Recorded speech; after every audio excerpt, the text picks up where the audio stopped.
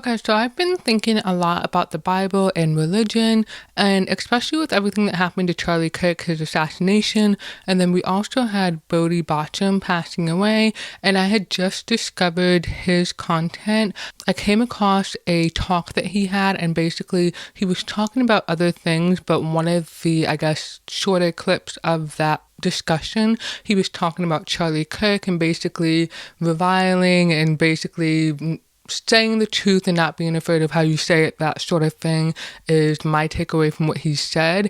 And so I had just come across that video. It was with New St. Andrews, I believe, or at New St. Andrews. So I came across that discussion. I got maybe about a fourth of the way through, stopped watching, and then like a few days later I found out the news that he had passed away. And so that really is sad when you think about just discovering someone's content and wanting to learn more about them, and then you hear the news and they're taken away and all of that stuff. And so I know that they've set up like a donation for his family. I believe he has maybe over 10 kids. He has a large family. I think it was Jason Whitlock who was saying that he was the Thomas Sowell of the religion, Christianity, that sort of thing.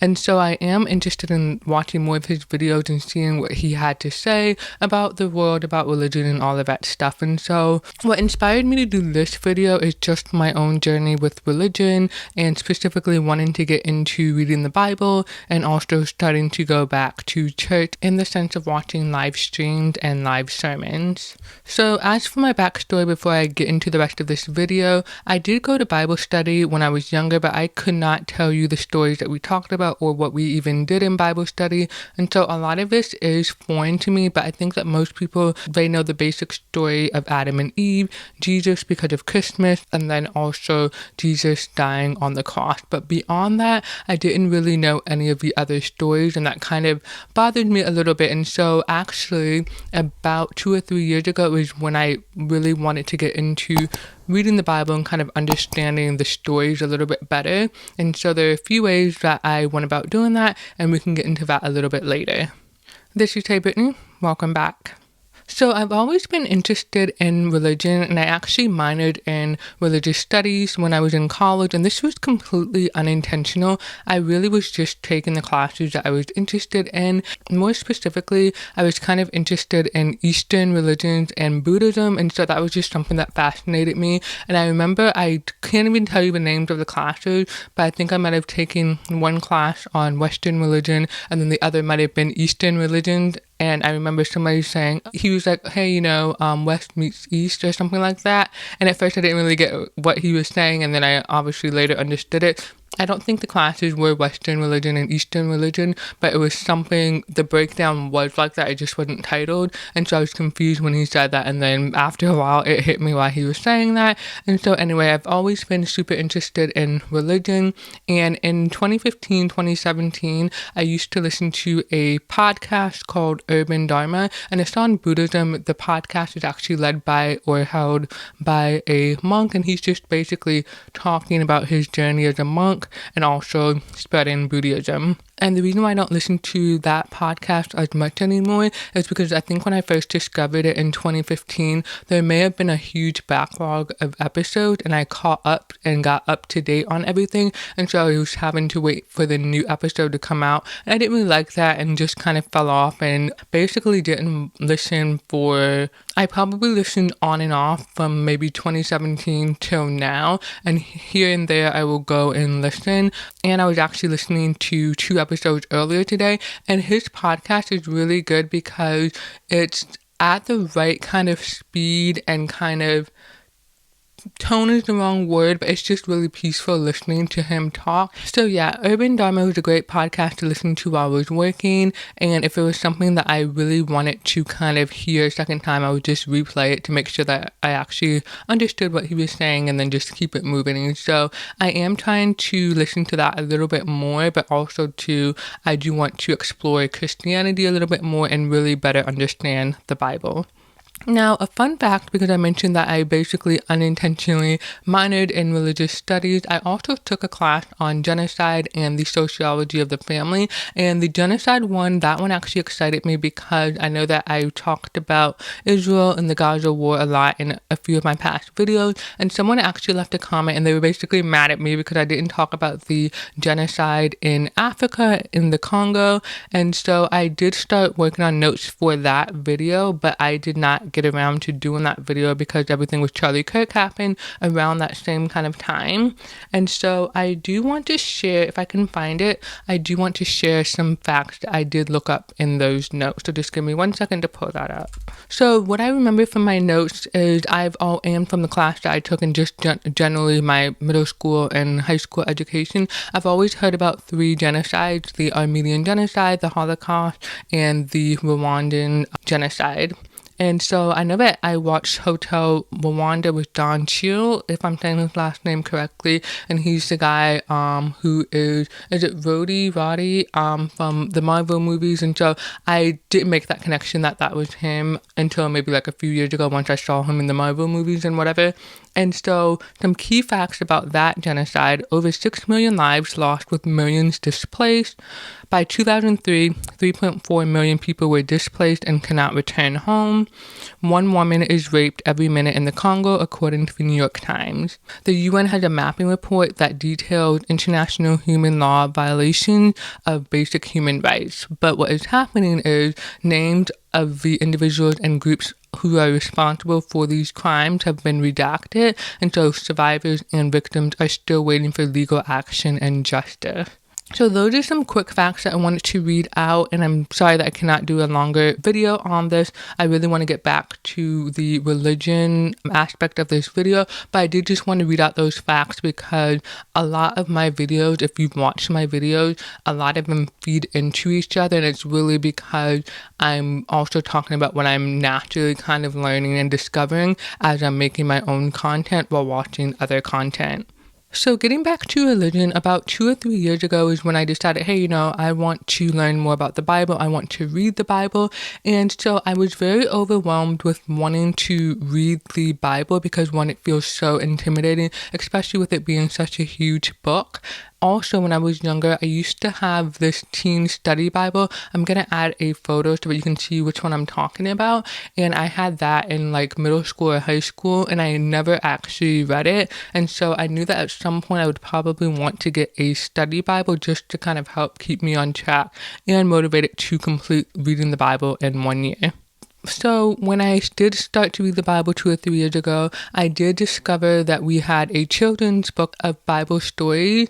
And obviously this sounds really ridiculous for me as a 35-year-old woman to start with reading a children's book about the Bible, but it was super helpful because it gave me an outline of the stories for the most part in the Bible and like the high level things that a kid should take away. And so that was a good starting point because it gave me an outline. It kind of added some structure to some of the stories that I think I know about without knowing all of the full details and the really significant details that aren't covered in that children's book. And so that was a great place to start. The other thing that I did 2 or 3 years ago was I bought the Book of God, which is the Bible in a novel form, and I got about halfway through before I stopped reading it. And also with the children's book, I got about 3/4 of the way through, and then I stopped reading that. And so both books I did not completely finish. Then I also got the U-Bible app on my phone, which is super helpful.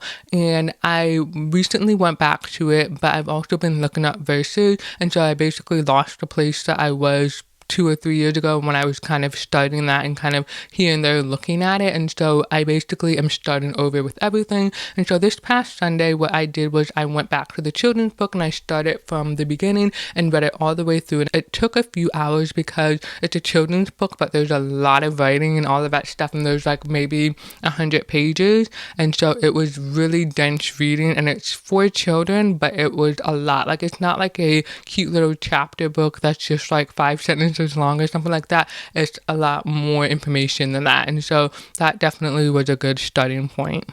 Now, as you can obviously deduce, I do want to continue from where I left off, but I am going to start over. So the children's book, we checked that off of our list. We've read it. We are familiar with some of the stories, and we have some of our outline formed. And I'm not sure what I want to do with the Book of God, the novel, if I want to continue from 50% on and finish the rest of the book, or if I want to start over, but I am going to put that on pause for right now. And the reason is because one of the things that I want to kind of get back into is church. Now, I have no interest in physically going to a church just because I have been working remotely for the last 5 years and I rarely leave my house except for errands. And so I really don't want to leave my house to go to church because it feels like there's so much effort. You have to get dressed up, you have to drive there, you have to mingle with people and all of that stuff. And that's really draining for me. Not that I'm not a people person, but I am a person who gets easily tired when I have to constantly interact with people just because of my hearing loss.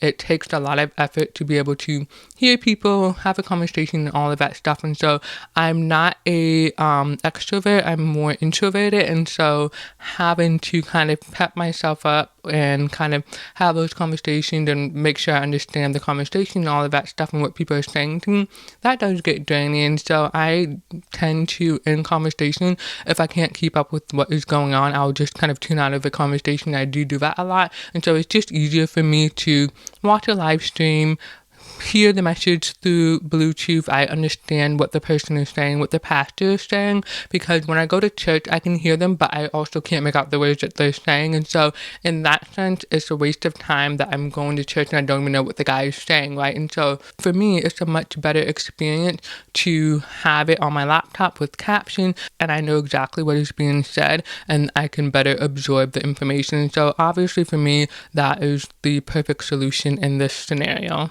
Now, the pastor that I found in the church that I want to continue watching their live streams on Sundays, I really like this pastor because he did mention Charlie Kirk. And I know that has been a recurring theme for the past 3 or 4 weeks where people have been talking about whether or not their pastors or their churches mention Charlie Kirk and what did they say exactly. So a lot of black pastors have been getting flack because they have basically used the pulpit and their church services to preach to the people attending their churches and to basically bash Charlie Kirk and say, well, we're sorry about what happened to him, but he was a racist and blah, blah, blah. And so obviously this just creates a lot of chaos because one, you have people saying that you shouldn't mix religion and politics and all of that stuff, but then you have people doing it anyway. And then on top of that, you also have people stoking racial tension and all of that stuff. And so that's not good either. And so the talk that people have been bringing up is what exactly is your pastor or your church saying about Charlie Kirk and how are they having those conversations with everyone.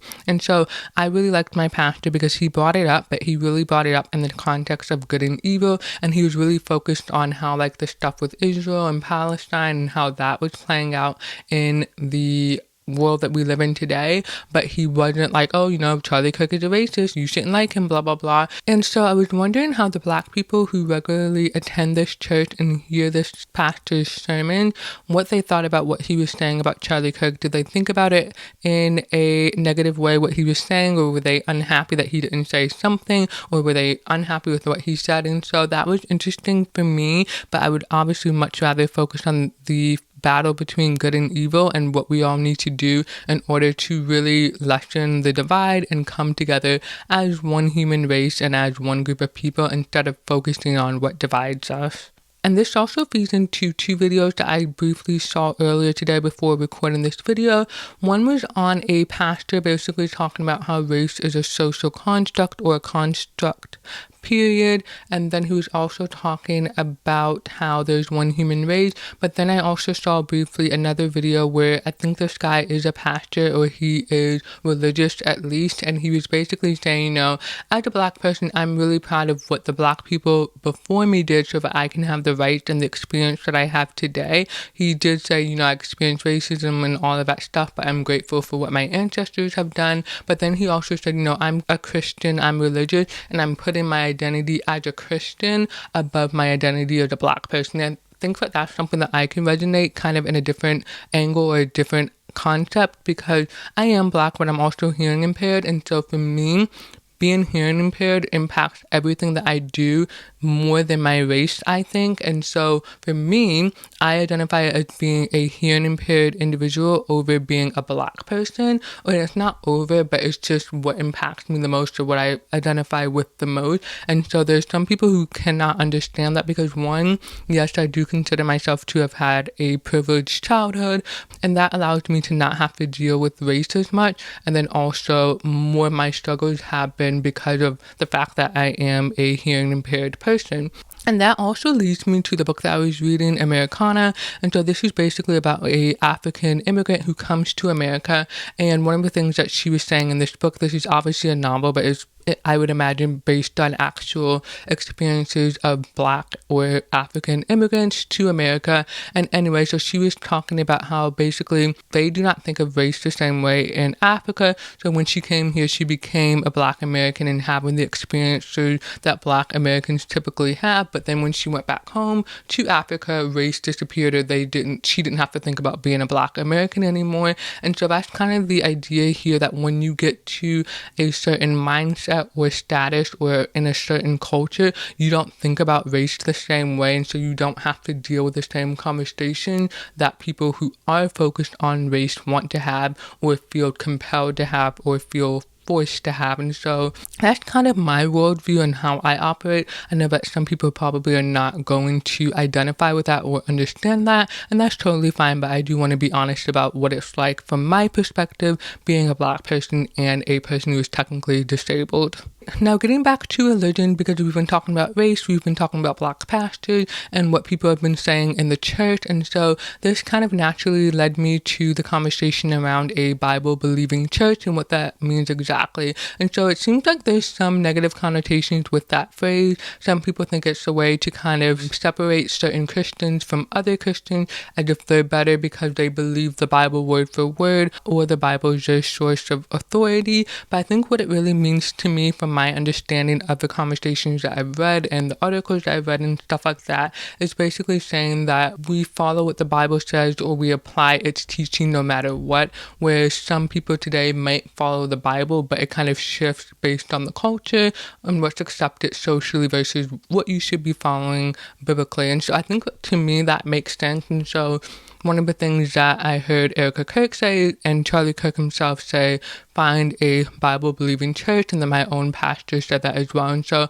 I found that super interesting, especially hearing how people perceive that phrase and what it means to them. And so I'm not sure if anybody else is looking for a church, but that was something that came up. And my pastor, in a recent sermon, he was talking about this kind of explosion of people looking for a church, looking for a religion, trying to find meaning. And he was basically saying, hey, these people, they need to make sure that they find the right church. And so I did come across a few videos, one from Voddie, Baucham, where he was basically saying 3 things that you don't want in a church. And I didn't get to finish the video because I couldn't tell if it was a AI generated video of a speech that he gave, or if it was actually his voice. So I was confused about that, and I wanted to make sure I was listening to something that he actually said.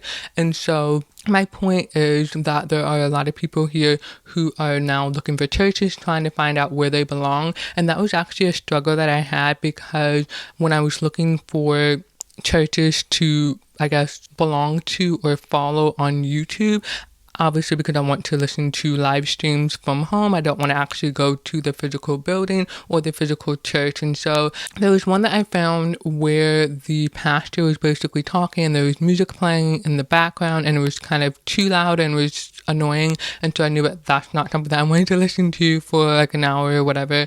And then there was another church, Elevation Church, that I wanted to look at, but their different YouTube pages were confusing. I couldn't figure out which one to look at to consistently find live streams from Sunday. So I didn't know if they live streamed so where you could watch it when it was actually happening, or if they just recorded it and uploaded the video later. And so that was not something that I wanted to do, because I did not want to wait for them to upload the video later. I wanted to be able to watch it right then and then if they were actually having the service right then. And so because that adds to the experience of being able to experience something in real time with other people, if that makes sense. And so I know it's not really for the experience. You're going there to hear the pastor speak about the Bible and all of that stuff, so we don't have to get into that too much. But one other thing that did come up was basically because going back to the idea of me wanting to get a study Bible. So I knew that, or I at least thought that I wanted a study Bible to help keep me on track. But something that the pastor mentioned in the sermon from Sunday was basically you need a Bible believing church, but you also don't want people to kind of tell you how to interpret the Bible or interpret it for you. You need to read it yourself. And so that kind of had me second guessing whether or not I wanted a study Bible. And this kind of goes back to what I was saying about the Charlie Kirk t-shirt, because I really wanted to order one, but I had so much confusion. I was kind of conflicted on what to order. Should I even order one and all of that stuff? And so with the study Bible, I did not order a study Bible like with the study materials included with a Bible. I bought a separate Bible study book that you kind of use complimentary with the Bible. And so it was delivered by Amazon. I had it for like maybe 20 minutes and I kept feeling like, hey, I don't really want this. I don't want to have to deal with two separate books. It's going to be too much chaos for me. It's not going to keep me motivated. And so I actually did return that book because it just felt like it wasn't the right thing for me. And so now what I want to focus on is one, making sure that I can find the best Bible for me that I'll actually be motivated and committed to reading. Now, in terms of my plans to read the Bible, I think I mentioned this earlier. If I didn't, I did read through the children's book again, and I finished it this past Sunday, so that helped shape my outline of a story. And then also, I was really stuck on whether or not to get a physical Bible or to download it on Kindle or to use the Bible app, because I was really focused on wanting to get a new Bible, a study Bible, or at least just a new physical Bible, because the print size was a concern for me, because if it was super small, I was not going to want to read it in a long reading session. I was only going to read it in short sessions because eventually the small print would annoy me and all of that stuff. So I knew that I wanted a larger font size. And then also I was on the fence about getting a physical book because I would keep it in my room and I don't actually spend a whole lot of time in my room, which means I would spend less time reading the Bible because there's other things that I want to do when I'm in my room, right? And so that was not going to work out for me getting a physical book, especially since I was so unsure of which one to get, because which version do I buy, which study Bible do I buy, all of that stuff. And so I decided not to get a physical book because one, I did buy a Kindle recently, and I basically really love reading on my Kindle, and I used to read on my phone, but since I've gotten the Kindle, I read more on the Kindle. And so people have said that reading on the Kindle is not a good experience when it comes to the Bible because it's not very easy to navigate, but I was really just planning to read it from front cover to back cover, so I wasn't really going to jump around a whole lot, and in that sense it should be fine. But I also did not want to deal with any kind of lagging because the book is so huge,